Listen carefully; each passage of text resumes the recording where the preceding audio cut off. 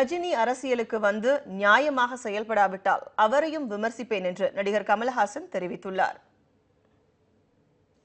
சென்னை ஆழ்வார்பேட்டை இல்லத்தில் செய்தியாளர்களிடம் பேசிய நடிகர் கமல்ஹாசன், யார் வேண்டுமானாலும் ஆராய்ச்சி மணியை அடிக்க முடியாது என்று கூறினார்.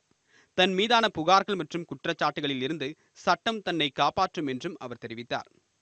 யார் வேண்டுமானாலும் ஆராய்ச்சி மணியை அடித்து விடலாம் என்பதில்லை. கன்றை இழந்த பசுதான் அடிக்க வேண்டும். கண்ட மாடு வந்து அடிச்சுவிட முடியாது.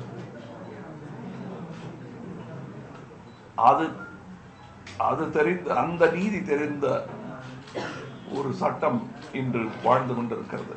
அது மேல் எனக்கு நம்பிக்கை உண்டு. கைது பண்ணணும்னு சொன்னாங்கன்னா அது நடக்கட்டும்.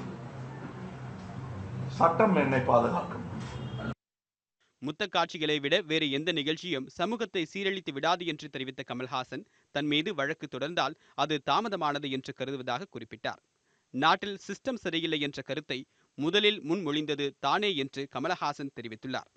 நான் கட்சிகளுக்கான என்னுடைய விமர்சனம் என்னவாக இருக்குமோ அதெல்லாம் அவருக்கும் பொருந்தும். நியாயமாக இருந்தால் நல்லது நடக்கும். நியாயமாக இல்லை என்றால் இன்றைய விமர்சனங்கள் யாருக்கெல்லாம் நான் எடுத்து விநியோகம் செய்கிறேனோ அதே விமர்சனம் அவருக்கும் பொருந்தும்.